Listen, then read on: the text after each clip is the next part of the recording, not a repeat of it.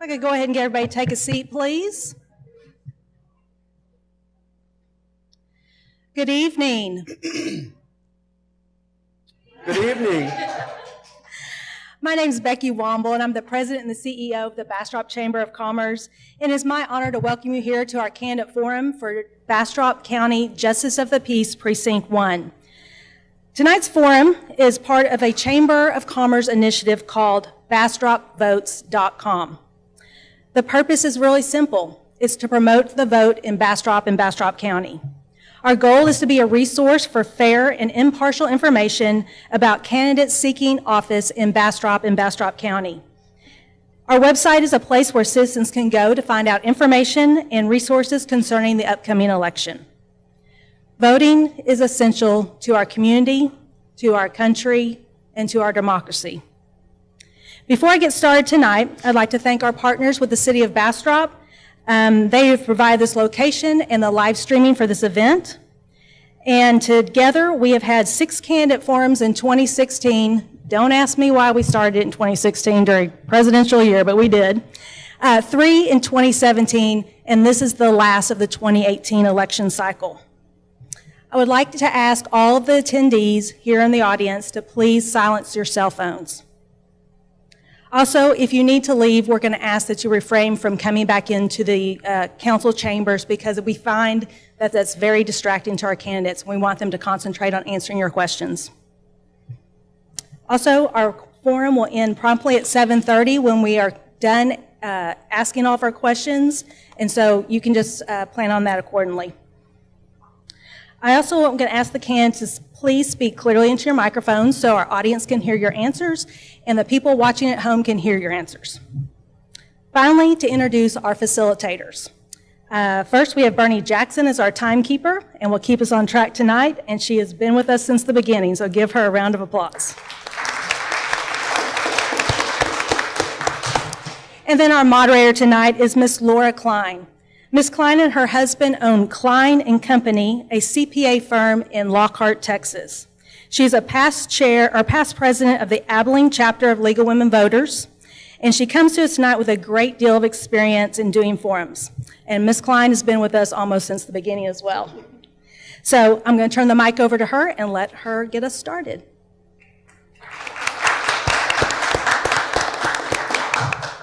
Thank you, Becky.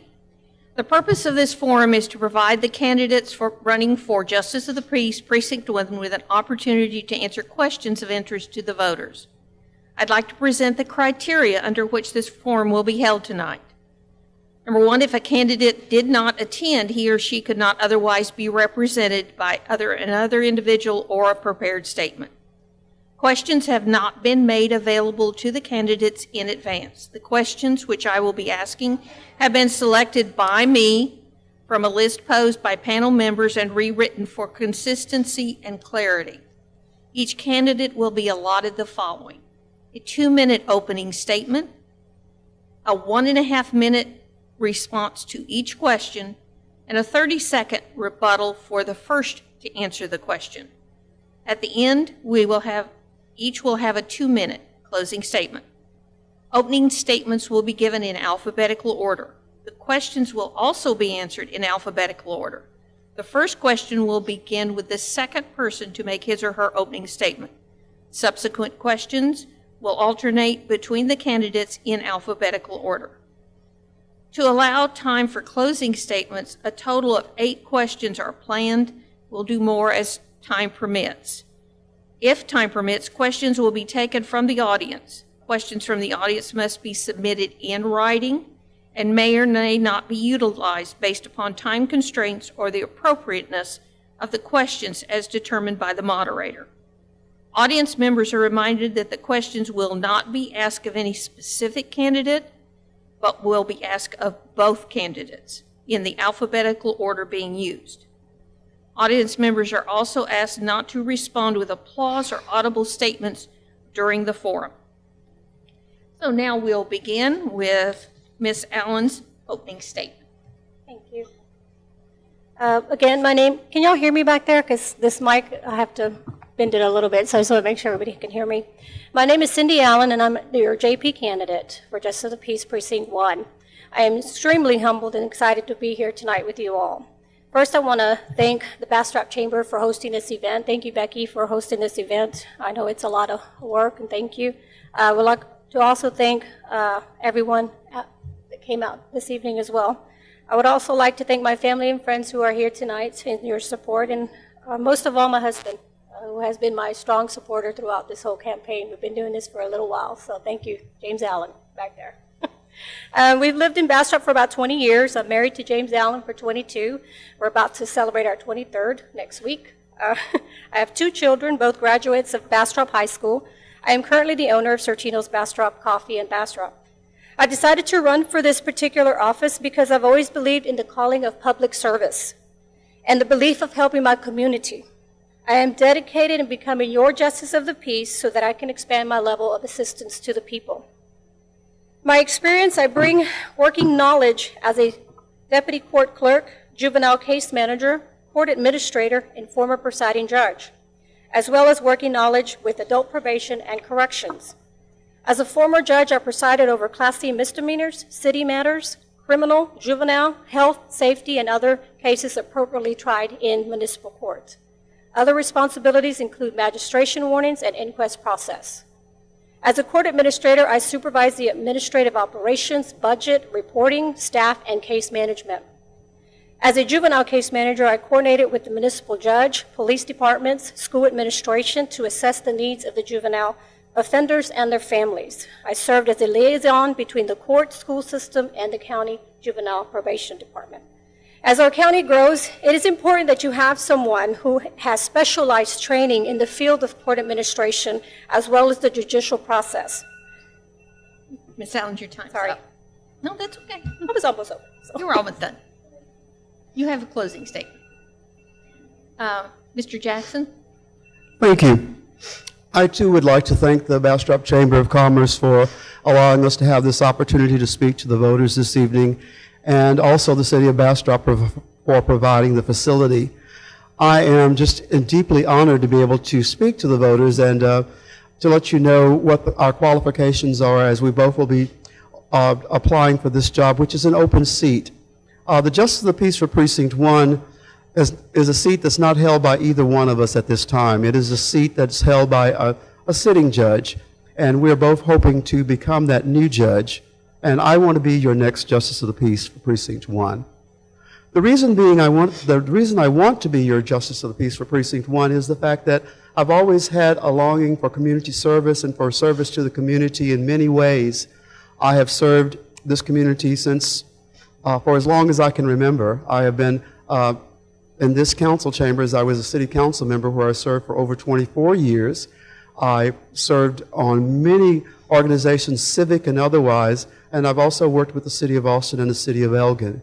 I believe that this is a calling for me, as I have gotten a chance through my county government work to work actually in the Justice of the Peace office.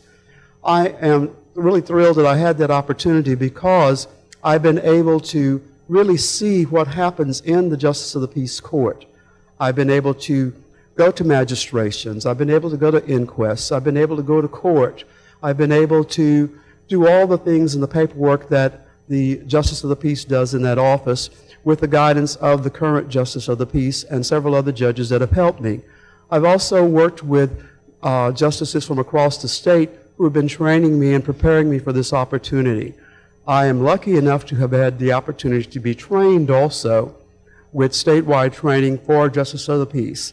And I hope that you will consider my experience and my willingness to be able to do the job, and I thank you very much. Thank you, Mr. Jackson. The first question will go to Mr. Jackson first. Do you consider this a full-time job, and what do you consider to be the primary functions of this job? Well, it most definitely is a full-time job, a full-time plus job. The Justice of the Peace, as I was explaining in my opening statement, wears many hats. A lot of people don't seem to realize all the things that a Justice of the Peace does for the county and for this community. As I said, not only are they the people that do civil as well as criminal court cases, and I want to make sure that you know that I'm the only candidate that has had experience in both civil and criminal court cases. I've worked paperwork on both, and that's what I'm constantly doing daily at my job, whether it's the magistration paperwork that comes from the jail that I get from the judge, or whether it's the inquest paperwork that comes in, or if it's the citations that come in, and working with the many agencies that come into the Justice of the Peace office. It is multitasking and at its greatest, as well as working with a wonderful staff that I have been able to work with at the Justice of the Peace courts. There are marriages that should be performed, and of course all those on-call hours. And I feel equipped and ready for the job because I've had an opportunity to be able to really observe firsthand what the Justice of the Peace does. As I've said, civil as well as criminal. And regardless of what happens in the court, the majority of our cases are civil cases. And civil cases are quite different from the criminal cases because they have a certain time frame that is dictated by the state law. And the majority of our cases that we handle are civil. And that would include debt claims, small claims court tickets, as well as evictions. And those are some of the things that I've been working on while I've been in the office. I feel very comfortable working in the office, yet there's a lot more that has to be learned, and I am equipped and ready to go and take that training, as I've already started the training and recently received a certificate for that training. Thank you, Mr. Jackson. Ms. Allen? Can you repeat the question one more time? Certainly. The end part? Do you consider this a full-time job, and what do you consider to be the primary functions of the office? For your first question, yes, it is a full-time job. It is an on-call job, meaning that I would have to be available to the public, and I am willing to do that. As a municipal judge, our functions are a little different as far as a lot of things that we do, but we are quite busy. I'm used to the on-call, everybody calling me in the middle of the night sometimes. There's times where I know my family have seen me wake up in the middle of the night because I had to go and do something, and I'm prepared to do that, and I'm willing to do that for this community. I'm a business owner, but JP is going to be my first priority. I would not have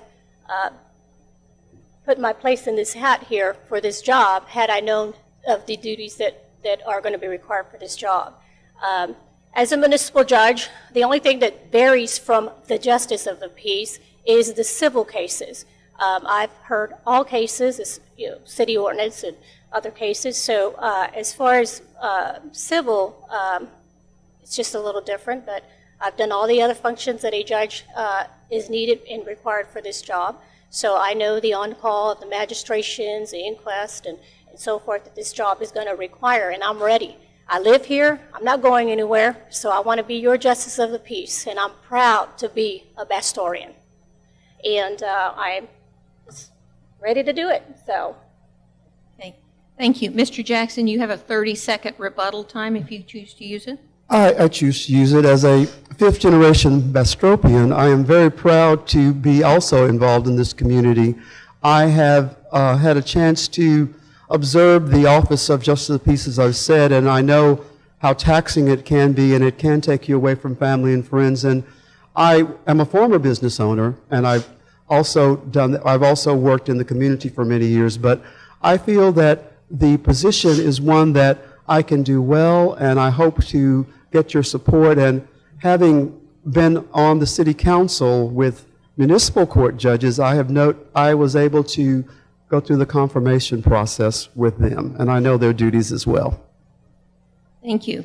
The second question will go to Ms. Allen first. One of the most important duties for a JP is setting bail. What criteria will you use in determining an appropriate bail? For example, would you change the bail amount by taking into account income level? No, first of all, income level should never be a part of that process. Judges use discretionary. There's a lot of criteria that we have to use as judges in order to release someone. And I have a lot of questions from a lot of people and say, well, Judge, why did you release this person on a PR bond? Because I have to follow what the law tells me to do. We have a low range and a high range, that we have to use in order to release someone out on a personal bond or a surety bond or what have you. And so that takes a lot of discretionary that they put on a judge. And just so you'll know that I would be a presiding judge for the Justice of the Peace. And as Mr. Jackson was explaining also, the magistrations, we put another hat on. So we're another type of a judge when we do those type of hearings. So again, just so you'll know, there is a minimum and a high range that we have to determine to release a person. We have to think about the victim, we have to think about the person, we have to think about the community as well to keep you safe as well. So yes, there is a criteria, but it is, they leave it to us, the judges, as a discretionary for us, but we still have to follow the law, whatever the range of the law allows us. Thank you. Mr. Jackson? I agree pretty much so with what Ms. Allen has stated. Having observed the bail process on a first-hand basis, but there are certain indigency rules also that are taken into consideration that have to be considered.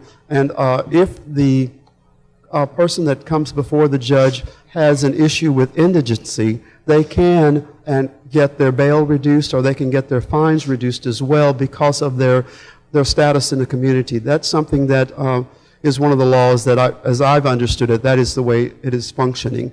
But I would also be very fair and open within the status of the law to make sure that the right bails were handled and were given to the people. And I would make sure to take care of that and to assure you that I would not take advantage of anyone who would come to my court by raising the bail to be too high or too low.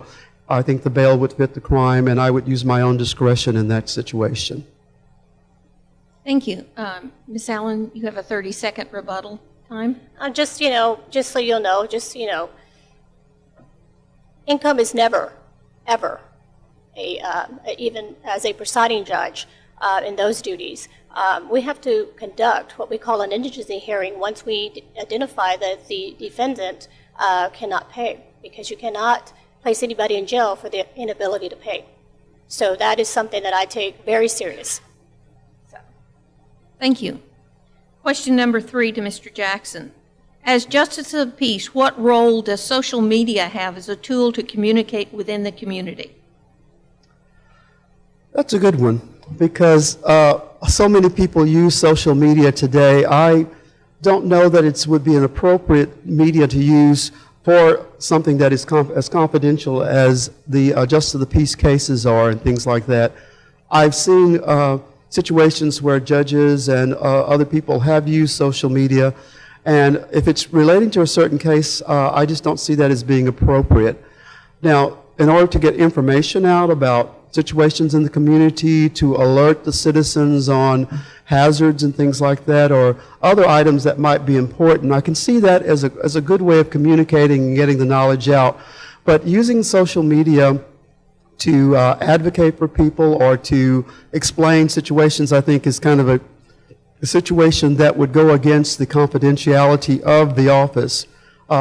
When you are a Justice of the Peace, you have the people's trust. It is the people's court. And so therefore, you have to be very careful with the information that you release to the public. And with social media, it would be many people that would receive that information.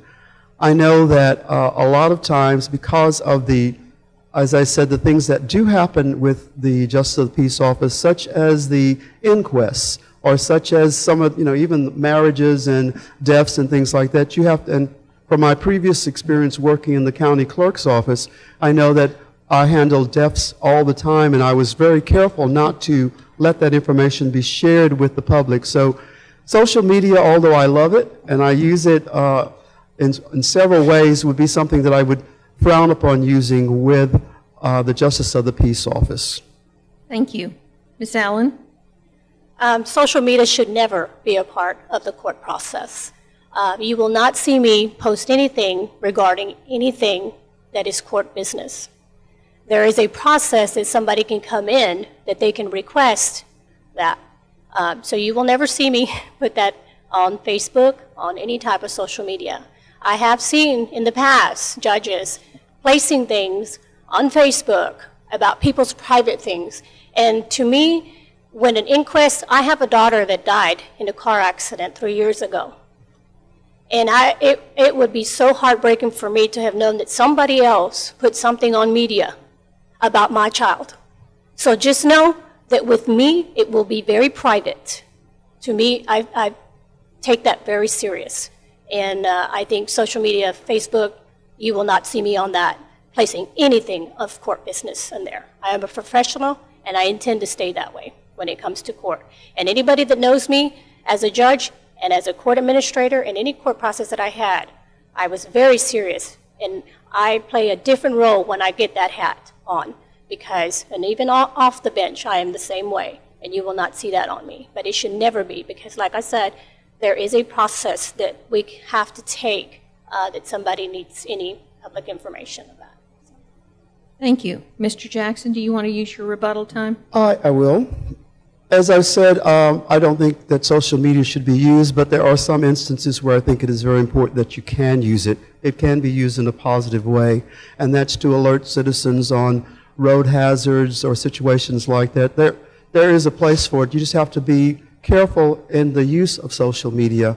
But I mean, it's not something that I would use on a daily basis. It would only be under emergency situations and to inform the general public about things that I think are important for them to know about. And that is the use of social media as I would use it.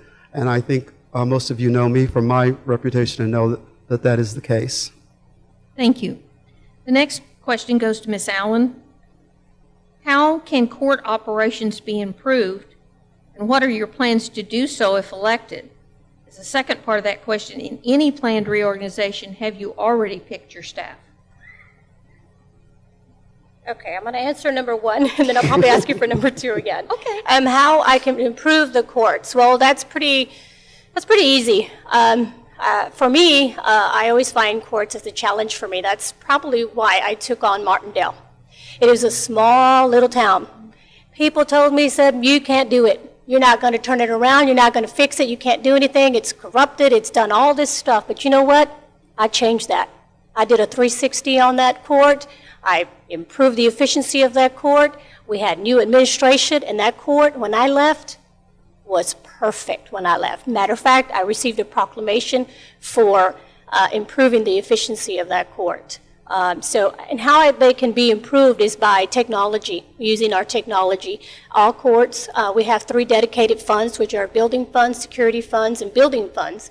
And those funds we can use to do that. And what was the second question? I'm sorry, because I'm running out of time. As a part of any planned reorganization, have you already picked a staff? Not at this time, no. Thank you. Mr. Jackson? Well, as I see the court the way it is now, of course, technology is going to be something that's going to be mandated for us very shortly. E-filing is something that, when I worked in the county clerk's office, that became a reality, and that's going to happen also in the Justice of the Peace courts. I made some points that I've got on the website, on my website, and on the Chamber's website, and also in the newspaper article. Since I won't have time to really go into details with them, but technology is something that I definitely wanted to see improved. We have a situation with Bastrop County with citations that we receive from the numerous agencies that come in, and sometimes because their computers and their technology is different from ours, we can't process the citations until sometimes weeks and even months before that happens. I think that's something that we're going to have to definitely work with, and it's something that I put down as a priority. The staff that I work with now, I feel, are excellent. They just need some more training, and I'm hoping to allow them to have the training that's necessary in order to work in the court system. Due to the training that I've been taking on my own, and also the training that I was allowed to take, I've met numerous judges and clerks that are going to work with us if I'm elected to help improve the process, and I look forward to that, working with these people that have been doing this for many, many years, and they have volunteered to actually work with me. Thank you. Ms. Allen, do you want to use your rebuttal time? No, ma'am. Okay. Next question. To Mr. Jackson first. As the Justice of the Peace, explain your role in immigration enforcement. Immigration enforcement? I didn't write it, I'm just reading it. I am not aware that immigration enforcement is something that happens in the Justice of the Peace courts. I do know that ICE can intervene with some of the cases that are magistrated, but we have not had any cases with immigration enforcement that we've had to deal with on that level of government. So if there is something, that's something I'll have to learn about. But the Justice of the Peace, even in criminal proceedings, if it's immigration, that's when ICE steps in, and we don't really have to handle that as far as my knowledge is concerned. Okay, thank you. Ms. Allen? At this level of court, because there are Class C misdemeanors, fine-only offenses, we will not be in contact at that level. At the level that we would be in the magistration phase, when the Mexican consulate would have to intervene. And at that point, then we would contact ICE, and then ICE would transfer to San Antonio, and they do the process from there. So that's the only time that we actually get into that process. But in our level, it just doesn't. Mr. Jackson? Right. I mean, I think we agree on that. We've had some situations in the past, not only at magistrations, but also during inquests, where the consulate had to be contacted as well. And even in the last few weeks, the Mexican and the other consulates were consulted because of situations that we had with people that we were dealing with. But that's really not on our level. Okay. Then question number 6 to Ms. Allen. What is your position on handguns in your courtroom? They are not allowed in the courtroom, no. Okay. Mr. Jackson? They are forbidden in our courtrooms for sure. That's the law. The only person that will have a firearm will be our constable, who will be there to protect us and to make sure that safety is provided in the courtroom in case someone smuggles in a firearm of some kind. But they are strictly forbidden, and that leads to something. If I have a little time, I guess, to talk, even though we weren't talking about that, is courtroom security or courthouse security. That's another one of my priorities that I've been working with, because right now at the courthouse, and I've been working at the courthouse almost 10 years, courthouse security is an issue that has been brought up time and time again, and I think that it's being taken more seriously now, but there's still a lot of steps to be taken. And during my recent training, I got a chance to work with the courthouse security professional who is handling these cases across the state. And I mentioned some of the things that were happening in our courthouse, and they want to come down and talk to our staff and to the commissioners and others about the different things that are happening as far as courthouse security. There are now more security officers that are there, but particularly for the Justice of the Peace Office, there are times when there's no security at our front entrance, and I find that to be a problem. Thank you. Ms. Allen, any further comments? I'm just going to add to that. I mean, security has always been an issue for courts. I've had a couple of times some situations and where we had no officer, and I had to control. But you learn to try to diffuse the situation and try to make it, because they're not mad at you, they're not angry at you, they're just in a situation that they don't understand the process, and they're upset. So we try to just. Okay, you can finish your sentence. Yes, security, we that's always an issue. So okay, thank you. The next question to Mr. Jackson: how would you handle truancy cases as a Justice of the Peace?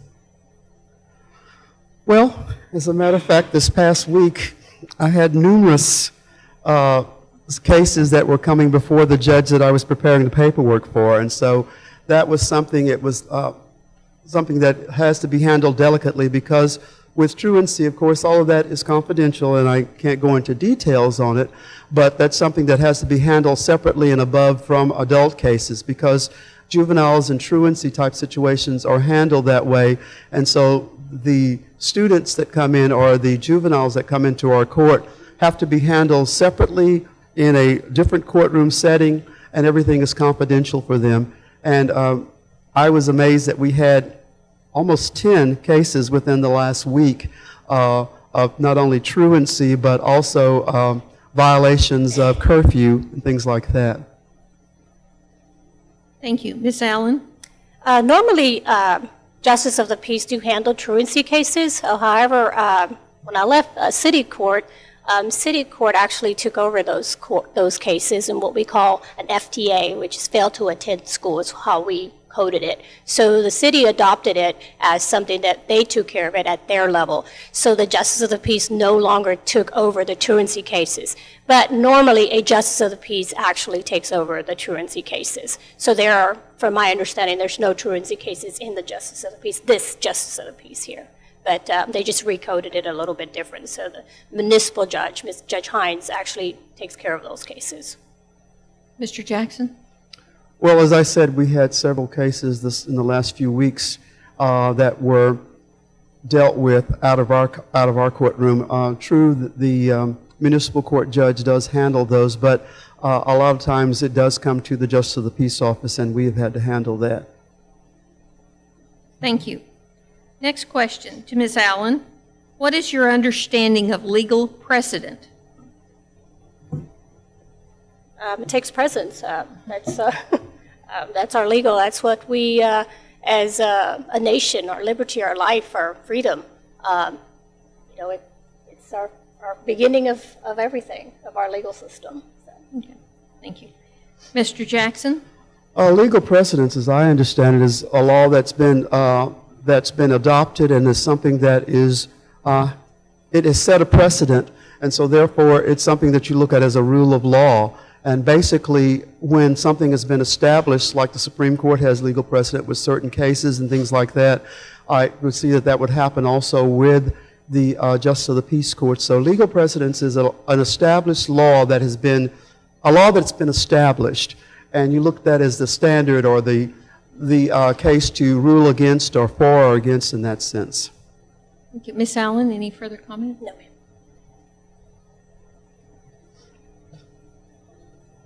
Yeah, we've done 8 questions. That's what I was going to ask, if you were ready to do questions from the floor.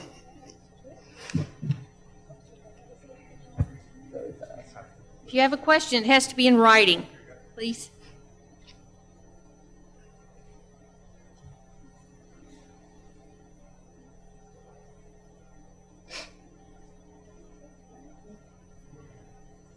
Any further questions?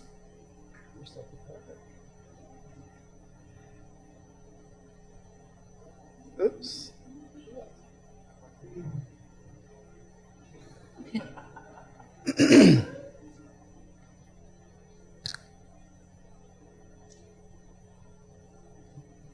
We'll just sit here and wait for them to sort through them.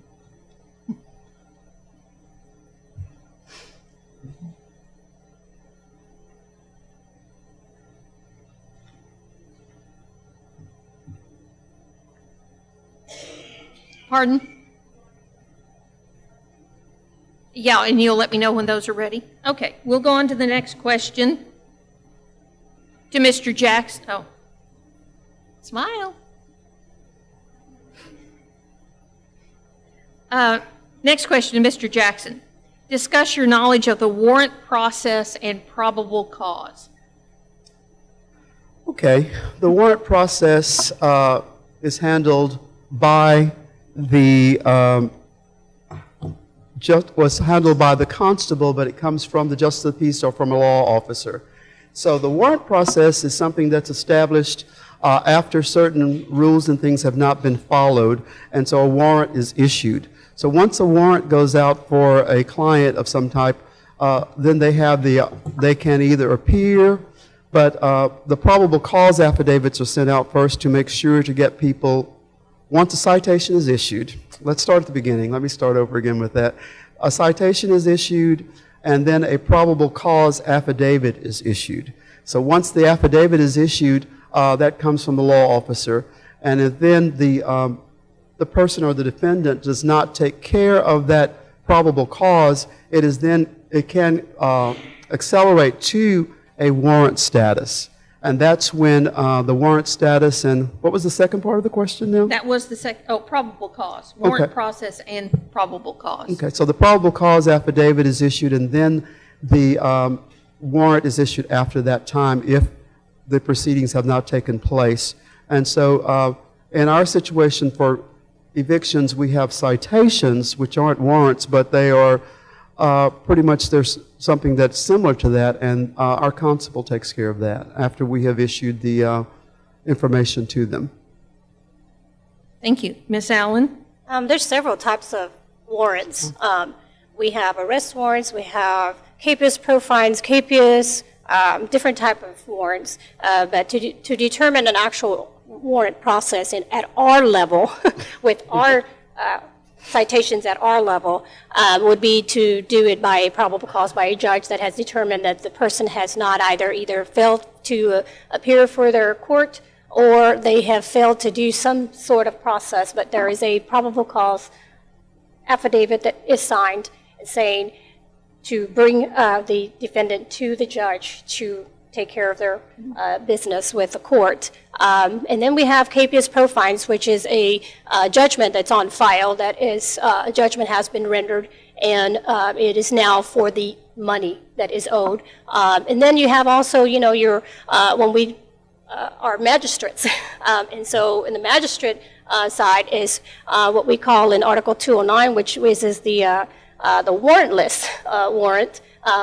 At that level, it's a little different because then you're looking at determining that probable cause from the officer that there is this person has committed this offense in order for me to move forward with that affidavit, and then at that time, you know, reasonable rights and so forth. At that level, but there are so many numerous warrants at this level that we do on a daily basis for that. Okay, thank you. Mr. Jackson? That is true. I mean, there are so many different types, as Ms. Allen has explained, that it would be hard to kind of summarize them in the time we have, but there are different issues, and I was just looking through some of the books and things that we've had to go through. I've been going through different classes trying to learn all the differences, and even after being working in the Justice of the Peace Office for the time that I have, there's always a new surprise, and I always make sure that I get in touch with another judge or another office to find out what, you know, how this one can be handled. But luckily, through my training the last few weeks, there have been some judges that have been very helpful to me in determining what happens. Thank you. Are you, Miss Becky's ready?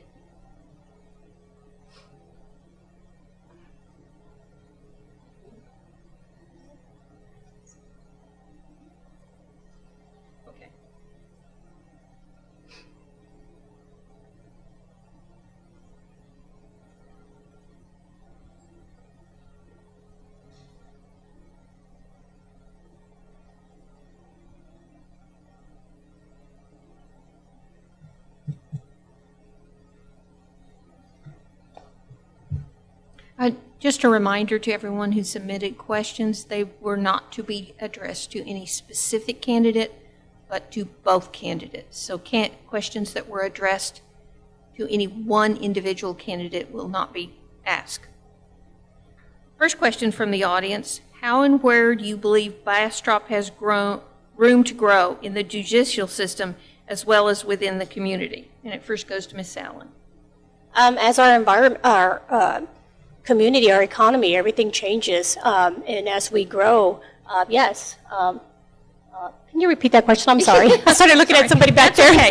How and where do you believe Bastrop has room to grow in the judicial system as well as within the community? Yeah, as I was explaining, thank you. As we grow, you know, our judicial, unfortunately, it's more people, so we're going to grow. And, you know, we have to be prepared to have somebody at JP1 that's going to be at least have a head start already at the judicial system, so that it'd be very helpful and beneficial for Bastrop Precinct 1 to have somebody here. Because you got to realize, Bastrop here, the judge that you choose for this precinct 1 is really, really important. Not to say that Judge Hanna or the other judges are not important. It's just because we are located in the inner city. So we're going to have more citations. In fact, this court has most of the traffic tickets. Well, used to. Now that Ms. Davis, for some reason, is getting all those tickets now. But in the past, they had over 3,200 citations for the year. Now they're at 1,300. So I'm going to try to work on, maybe there's a communication gap or something's going on that we need to help. But yes, as we grow, unfortunately, our judicial system's going to grow with us, and we need to be prepared. Mr. Jackson? Definitely, the growth has caused an issue, and I think lots of plans have already been made because the judicial system is growing. And I know that there's been talk about adding some more judges as well as some more courtrooms. We're in the process of, not only with the Justice of the Peace offices, but in several other offices, of adding a whole new group of judges because our population has grown tremendously.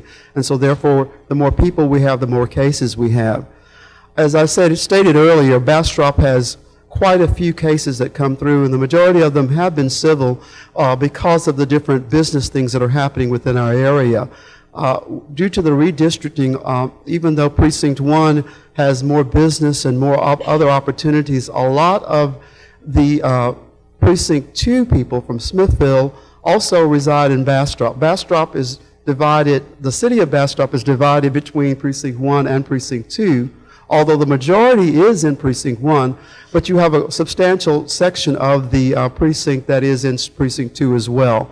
And so therefore, we're going to see a lot of changes and a lot of growth within our judicial system, and I know that that's going to affect us all in many, many ways. And I think that the commissioners have been planning that and looking at it. And I know that I was speaking with the Justice of Peace from Williamson County, and she was just amazed at the growth that she has had in Round Rock and in that area. And she has 13 clerks now working out of her office, and she started with 4. Thank you. Ms. Allen, rebuttal? Thank you. Okay. Next question from the audience. How would you handle it if someone you know comes before you in a civil matter in your court? For example, small claims case between 2 individuals. Mr. Jackson? Oh, okay. I was wondering which one. Sorry. That's okay.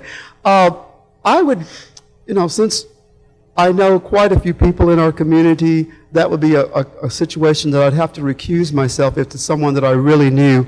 I feel that I could be fair and equitable in handling the case in most cases, because I would have to look at it according to the rule of law.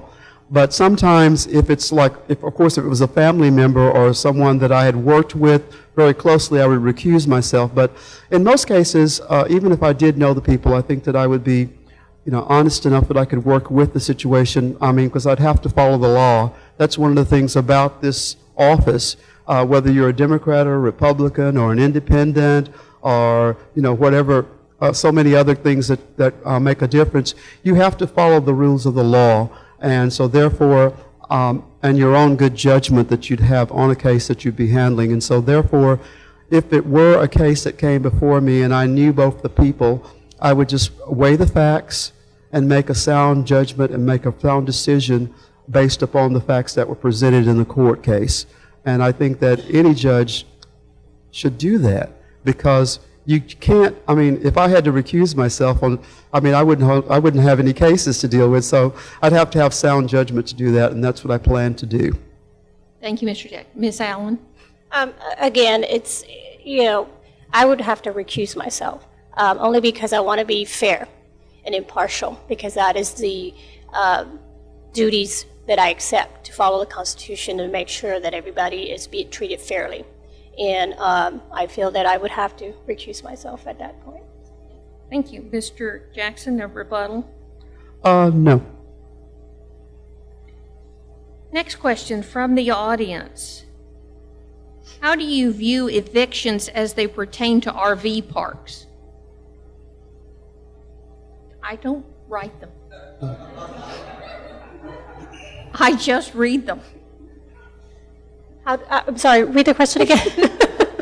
How do you view evictions as they pertain to RV parks? I think that evictions are handled as we follow the law. So Rule 500 to 510 of the process, we would have to just follow that process regardless of where the eviction is. So I would just follow the law for that, I guess, if that answers your question. Mr. Jackson? Well, I'd have to go to my little handbook here and figure, and as you can see, this is the latest guide on evictions, and it's updated constantly. And so even a sitting judge has to go and find out the situation about what the current law is, and they're about to change again. I just went to a 4-hour class last week on evictions, and there are so many different changes that are coming about. But with RV parks, it is a little different because an RV is, if it's an RV, it's on wheels and it can be moved, and so therefore you can be evicted that way. Whereas if it's an eviction of someone from a habitat, from a home, or from a business, there are all different rules on each one of them. So it is handled a little bit differently. But I would follow the rules according to what the eviction process has in mind. And I am sure that it's in this booklet, and I'd have to work on that to make sure that I knew exactly what the rules were. But because they are movable, there's some different standards there, whereas an eviction from a home would be a whole different type of situation. So there's some more options, I think, with RV parks.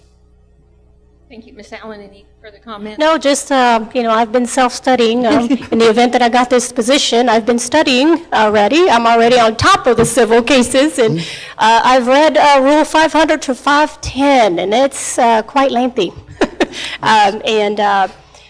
Chapter 45, Code of the Criminal Procedure, was a little bit easy compared to some of the stuff that are in there, but it's quite complex. But I've gotten through that chapter, so I'm pretty good now. So, yeah. Thank you. Ms. Womble, I have more questions. How much longer do you want to go? Okay. Okay. Are we going to wait till the train we're going to goes wait by, till the though? train goes Okay. by.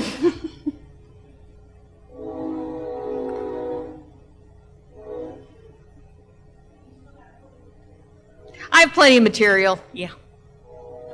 They gave me a long list of questions to ask. That's good. Good.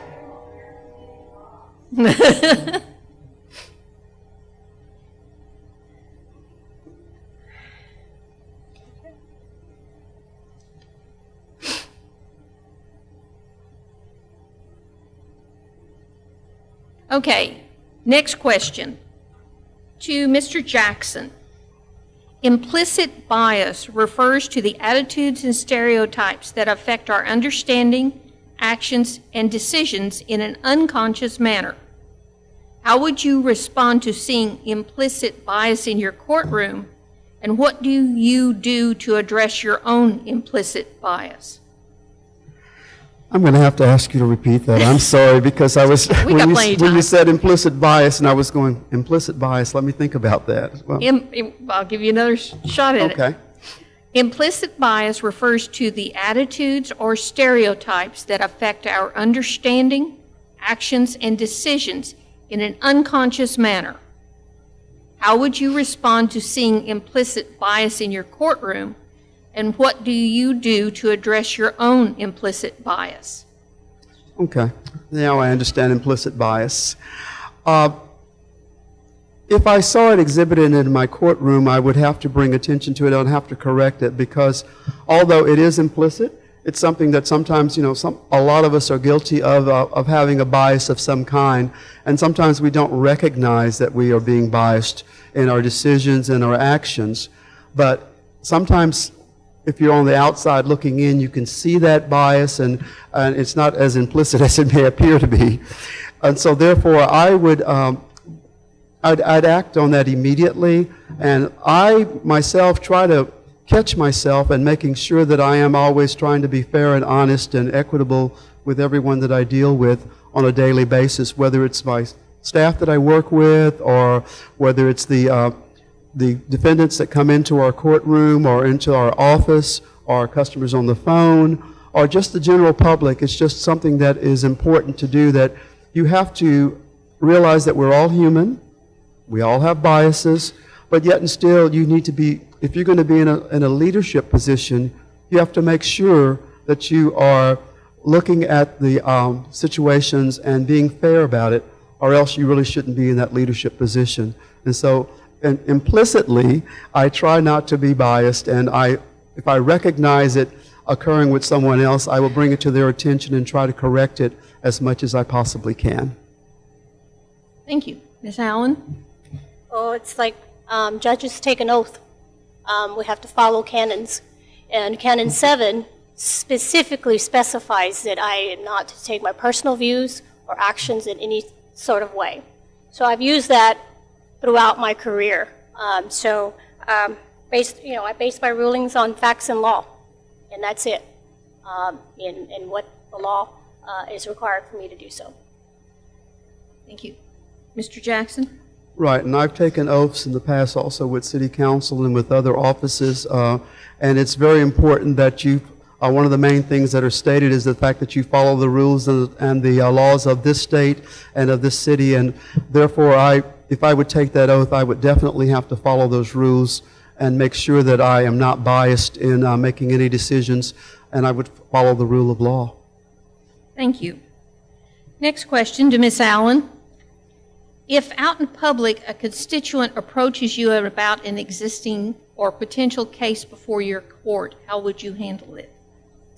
I would let them know that it is a confidential matter, and if it is a case that has been dismissed and judgment has been rendered, then there is a process that they can do a public request for that case. But as far as anything like that, I would not give any information out as far as the court.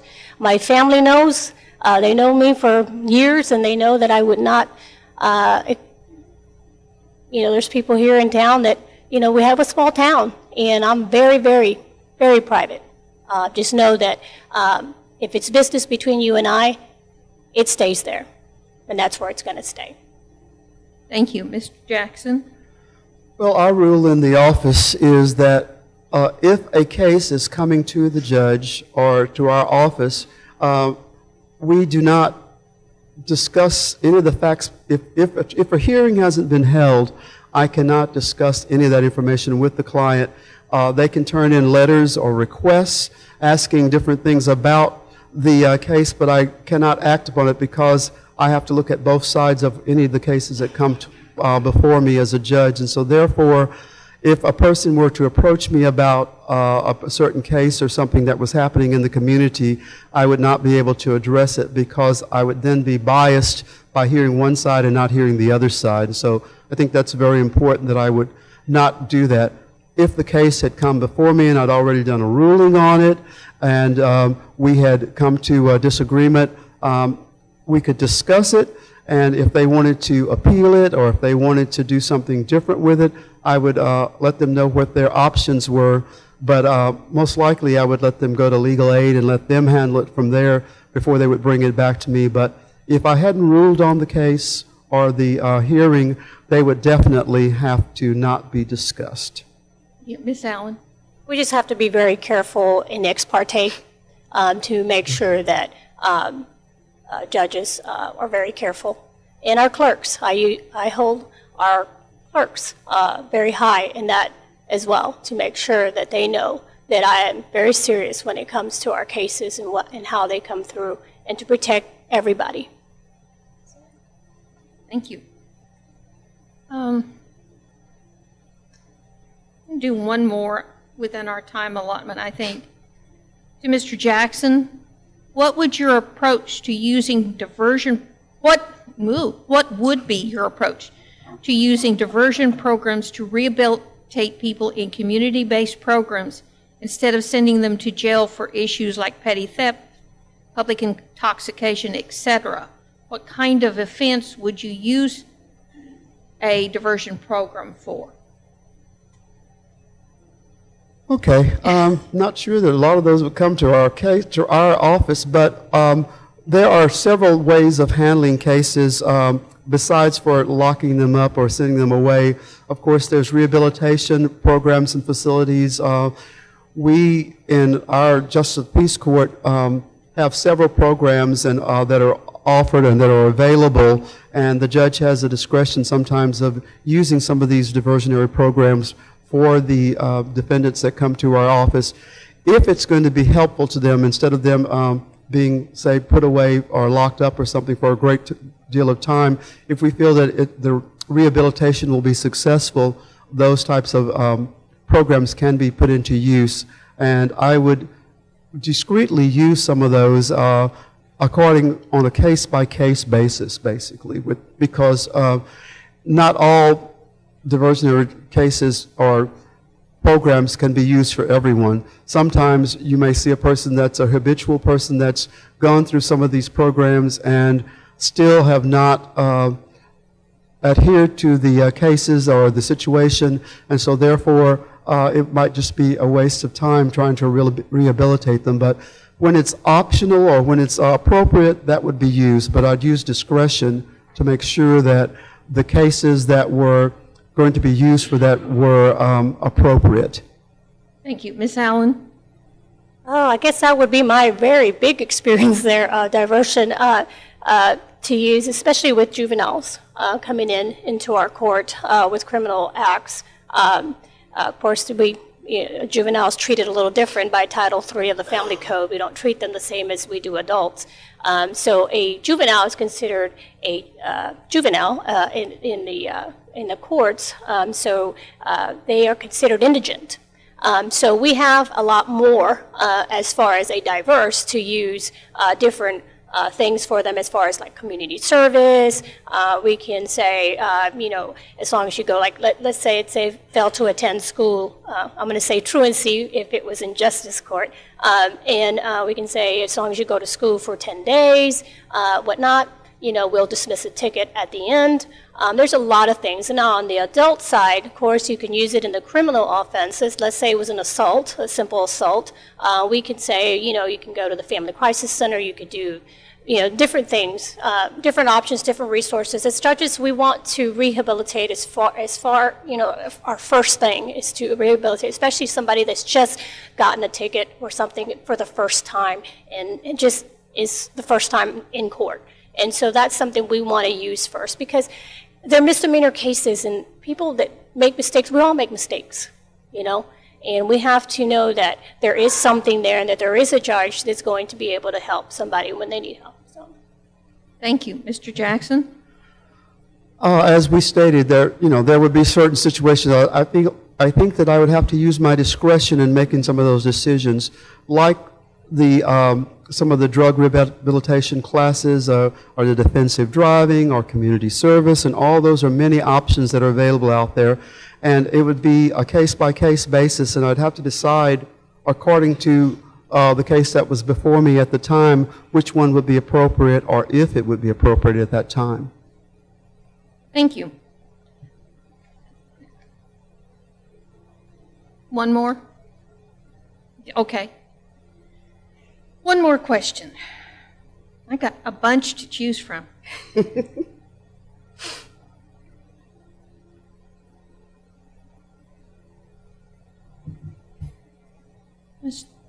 How involved should a justice of the peace be in community affairs, and what has been your community involvement in the past? And we'll go to Ms. Allen.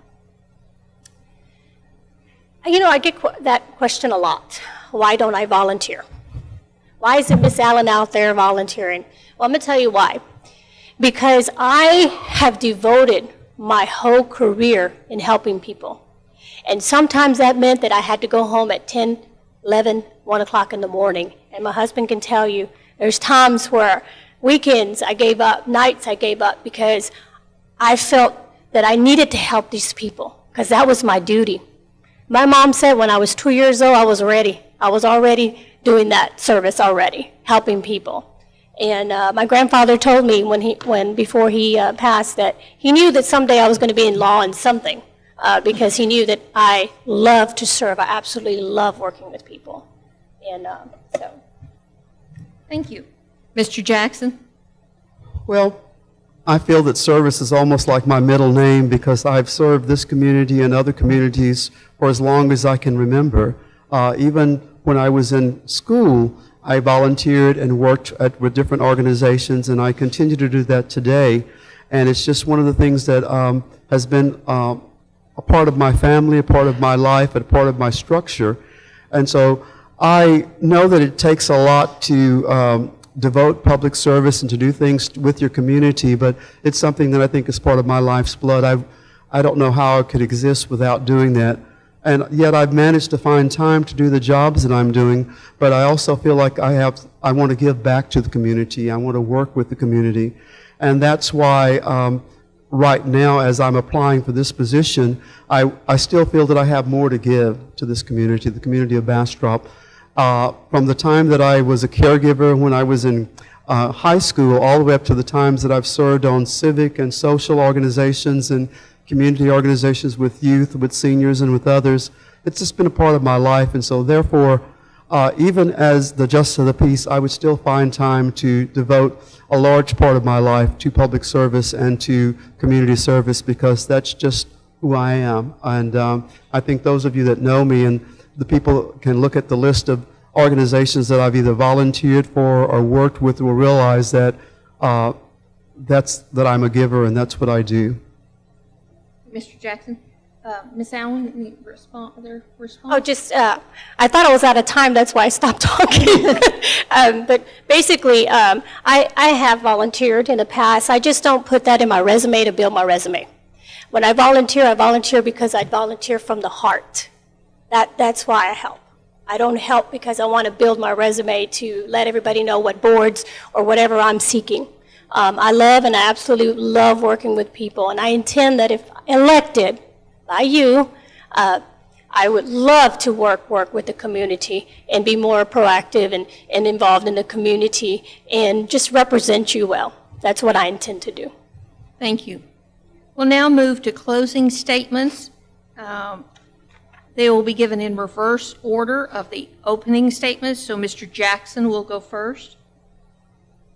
Oh, I think that's just the opposite. Is that the opposite? Okay. Yes. I got it turned around. I'm glad you fixed it for me. Okay, Ms. Allen will go first. I'm going to be really short because I did a really small, just to make sure I did the time. But the decisions of a justice of a peace are significant to the people who appear before the court. All persons appearing before the court should be able to trust that the judge is knowledgeable as to the law, the rules of evidence procedure, and is capable of rendering a fair and just and impartial ruling. I strive for high standards of responsibility, keeping myself accountable for getting work done right, finishing assignments on time. Having a solid work ethic means to understand that productivity, organizational skills, being reliable, and processing good character are traits that I will administer if elected. I will work diligently every day to justify your vote for me and to be trustworthy, to be worthy of the trust, that I will be asking you to place in me. Integrity and ethics are part and parcel of this profession, where my credibility will be valued. It would be an honor to serve my community and the citizens of Bastrop. I absolutely love working with people. People ask me every day, Cindy, what are you doing?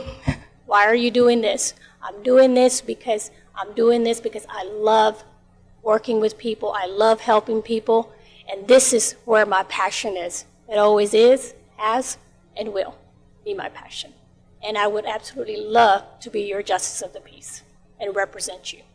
Thank you. Thank you. Mr. Jackson? As I stated in my opening statement, I want to be your justice of the peace for Precinct 1. This is an open seat, and neither one of us has held this office. And so therefore, the decision that you make in electing one of us is going to be a big decision, because a lot of things will be changing. And just like Bastrop is changing, our landscape is changing very much so, and I hope that you would look at the experiences that we both bring to the table. I have been working in this office with the Justice of the Peace office, with the Justice of the Peace and with the staff. I'm familiar with the cases, both civil and criminal. I've worked with the Texas Civil Justices Association. In fact, I just finished some training with them, and I have been doing ongoing training on a weekly basis online with them to help prepare me if I'm elected for this position. And so therefore, I've been taking it very seriously. I gave up a full-time job so that I could study to be your Justice of the Peace. I wanted to see if it was a good fit. And it is. It's a good fit for me because of my temperament, because of the life experiences that I have, and because of the different things that I bring to the table. My resume has been built for many, many years already. I mean, I've been in public service quite a few years. I mean, as a 65-year-old, I've been working here in City Council, as I said, for 24 plus years, and working with many, many organizations, not only in Bastrop, but statewide. So I would hope that you would look at the experiences that we bring to the table, the fact that I am ready to start tomorrow, and although there's a lot more to be learned, I'm still willing to learn more because I do have more to give, and I want to be your Justice of the Peace and to serve the citizens with integrity, with confidence, and with fairness, and that's what I will bring to the table if you choose me. So I ask for your vote and your support to be your next Justice of the Peace for Precinct 1. So thank you. I'd like to thank both candidates. I think they've done an excellent job this evening. I'd like to thank all of you for coming and asking questions and listening to them, and to our television audience also. I heard there were long lines at the polls today, so if you haven't gone, get a friend and go, because the most important thing you can do the next few weeks is vote. Thank you all. I'll give it over to Becky.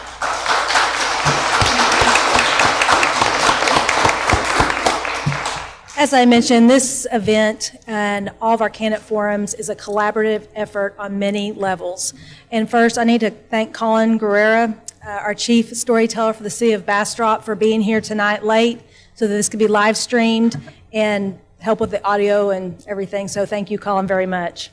Also, I need to thank Laura Klein and also Bernie Jackson. They're a great tag team. They're my A-team for these candidate forums, so I appreciate that very much.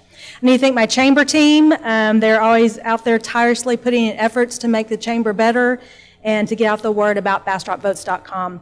And our Governmental Affairs Committee, got several of them here in the House tonight, especially Kevin Pluckett, who chairs that committee. This initiative was just a dream back in December of 2015, but I truly can say now that it is a very successful initiative, and it's completely backed by our board of directors. And then also, I need to thank the candidates. It's not fun being on this hot seat, and I appreciate it because you have all kinds of questions, questions coming from my new friend, Dale, about RV parks and stuff. And so, anyways, we want to thank you because I know it's not a comfortable place to be, but I can say that this initiative has been successful because we can say that 100% of the candidates have participated because we've treated them fairly and just tried to be informative. So, again, thank you for your participation. Give them a round of applause, please.